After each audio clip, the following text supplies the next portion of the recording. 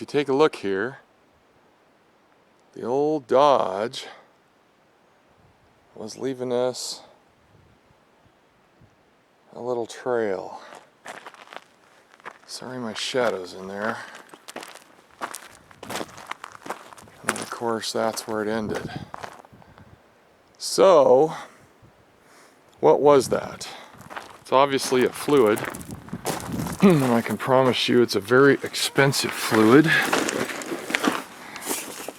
In case any of you have forgotten, this is a 93 Cummins Dodge.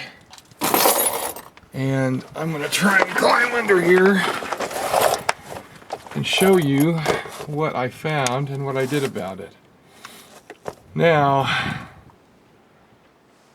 sorry for the glare. God, I hate glare, but see all the hose clamps? That's 1/2 inch metal transmission line, cooling line under those. And that's how I bought it. The lines were cracked severely. It was spewing tranny fluid when I bought it like a garden hose. So I put 1/2 inch transmission line, rubber line on there, and that stuff's about $5 a foot. And then double clamp the end across each crack. I had to cut through each one. Wherever there's a crack, you just cut through it. Deburr it very carefully. You don't want any of that stuff getting in the transmission or cutting the rubber line. Now this, as you can tell, is a little wet, and there's the breather tube, so that pukes a little bit of oil. So what I'm going to do today is I'm going to take all this here and I'm going to rinse it off with some brake cleaner. But this isn't what I just fixed. What I just fixed was right there in the center of the frame.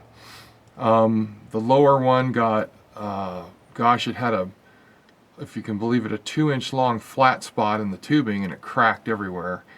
And I repaired that yesterday, and then added a piece of same tubing slit lengthwise so it would fit over the other two, and then tie wrapped it on. So it tie wrapped them to each other so they don't vibrate massively. Diesels cause an awful lot of vibration, and stuff tends to fail. So 10 years ago and recent, so they're almost 10 years apart. That's not horrible.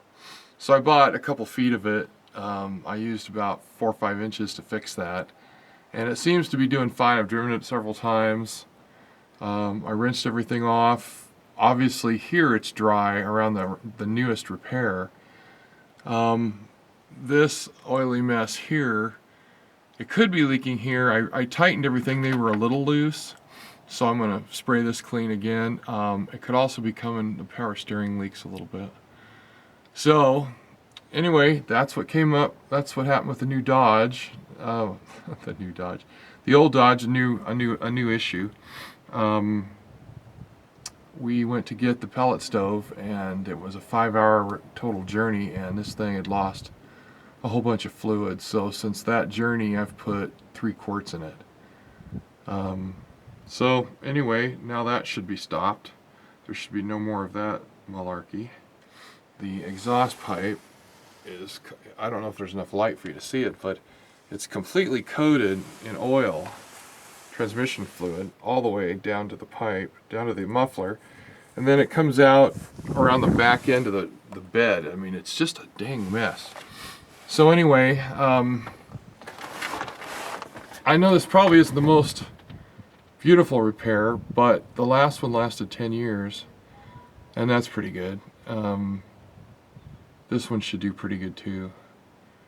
So that's it for now. I wish I could ramble on longer, but people get tired of it, and so do I. Alright, so I'm going to clean this off. Well, I'm not going to clean it off. This is just going to dry it off. I noticed my power steering pump was low on fluid, so I filled it. So this could be more than just transmission cooling lines leaking. The other one is the valve covers leak a little bit too. So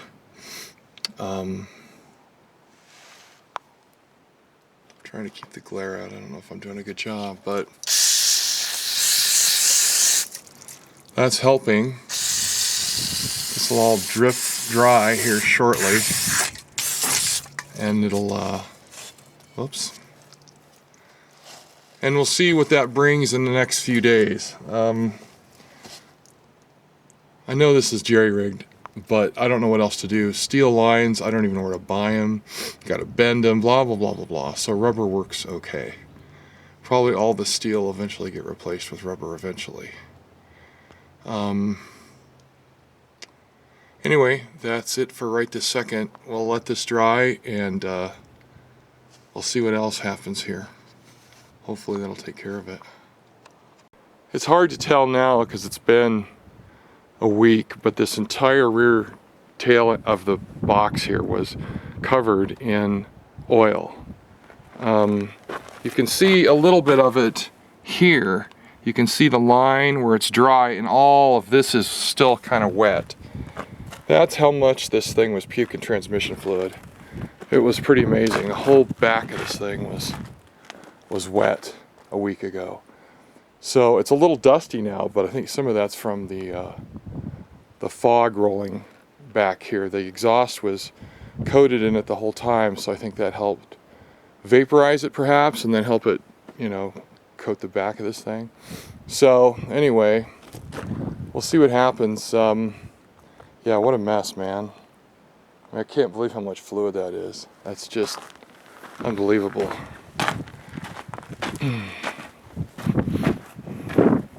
So we topped off the power steering. It doesn't appear to have a leak, but it has to be because the fluid's got to go somewhere. And you can see back in there, it's wet. This thing's going to get the head pulled off and the new head gasket put on, so that'll all get redone. I've got all the gaskets for that. I see a bunch of leakage. See those tubes, right? Those pipes right down in here? They're kind of caked and kind of wet. You know, I think I'll shoot those two and see what else happens here. Actually, that might be air conditioning. Huh. Don't know, don't remember. But you know what? We got a can of cleaning goodness right here. Let's see if we can... Man, that's crappy footage. Of course, what do you expect from my channel?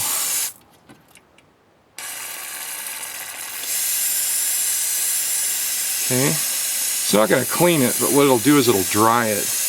And then if more oil ends up on there, we'll know about it. Oh yeah, look. Can you see the side of the oil pan?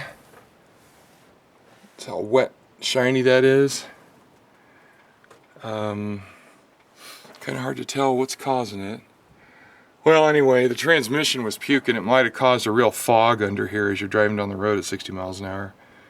And that may have been the problem. So anyway, future for the Dodge, it's going to get the head pulled off. Theoretically, I'm going to do that. I've done heads before. It's not a big deal. It's just I'm not what I used to be. So we'll see if we can get this done. Be nice to get, because it runs too hot with very little load, and I'm about to go get 2,000 pounds of pellets in this thing, which will put it at over maximum load. So we'll see. We'll see how this ends up. It's a great old vehicle. Needs just a little help. But getting the head done, I think that would be excellent. All right, I'm rambling as usual. See you, bye. Well, after a 15-mile drive, it looks like all this is dried out pretty good. If you can see the hose for the downdraft tube there, it's got one drop hanging off of it. But this is all dry. So at least short term, this is a good sign. Cleaned it all off with, you know, brake degreaser, and it worked great. And of course the one I did yesterday is still dry as a bone. But this is good, and I'm happy. I need this done so I can go get the pellets. And I don't know, it's weeping a little bit maybe. That top row of clamps, see it's a little wet between the two pairs. We'll see, maybe that hose is, it's 10 years old, maybe it's time to be replaced. It worked, it's a rig, it's a jerry rig for sure, but you know, it worked. Held it for 10 years. The clamps were a little loose over time, so maybe that just needs to dry out again. Anyway, so far so good. She shifts okay. It's been 10 years since I adjusted the bands on this bad boy, so it might be time to do that too. Alright, well, that's all I needed to say. Should be the end of the video. See you, bye.